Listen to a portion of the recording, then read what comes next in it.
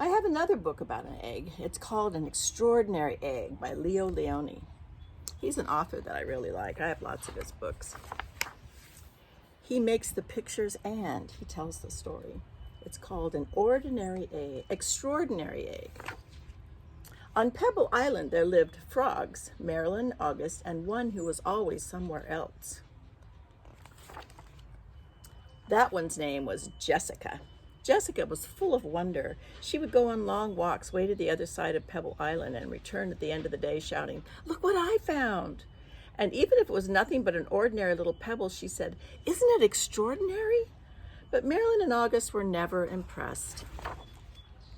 One day, in a mound of stone, she found that one stood out like all the others. It was perfect. It was white like the snow and round like the full moon in a midsummer night. Even though it was almost as big as she was, Jessica decided to bring it home. I wonder what Marilyn and August will say when they see this, she thought as she rolled the beautiful stone to the small inlet where the three of them lived. "Look what I found, a huge pebble!" This time Marilyn and August were truly astonished. "That is not a pebble," said Marilyn, who knew everything about everything. "It's an egg, a chicken egg." "A chicken egg? How do you know it's a chicken egg?" She had never even heard of chickens. Marilyn smiled. "There are some things you just know." A few days later, the frogs heard a strange noise coming from the egg, and they watched it in amazement as the egg cracked out and crawled a long, scaly creature that walked on 4 legs. "See," said Marilyn, "I was right. It is a chicken." "A chicken!" they shouted. The chicken took a deep breath, grunted, and gave each of them a funny look and said, "Where is the water?" "Straight ahead," the frogs cried excitedly. The chicken threw herself into the water, and the frogs dove in after her. And to their surprise, the chicken was a good swimmer, and fast too, and she showed them new ways to float and paddle. They had a wonderful time together and played from sunup to sundown, and so it went for many days. Then one day, when Jessica was somewhere else, August and Marilyn saw a commotion in the water below them. Somebody was in trouble. Quickly, the chicken dove into the dark pool. August and Marilyn were frightened. After a few moments, the chicken reappeared carrying Jessica. "I'm all right," she said. "I got tangled in the weeds, but the chicken saved me."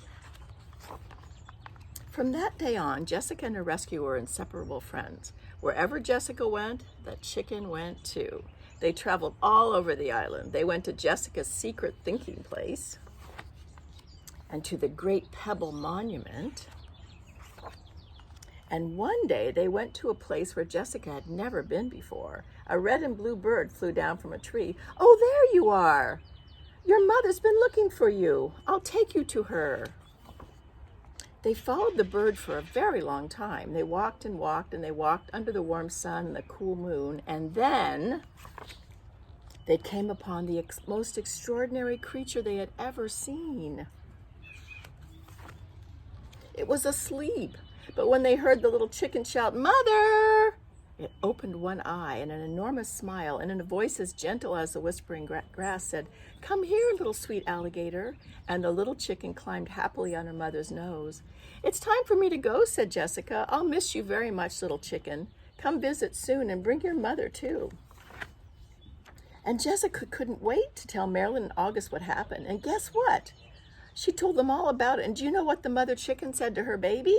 She called her "my sweet little alligator." Alligator? What a silly thing to say. And the 3 frogs couldn't stop laughing. The end.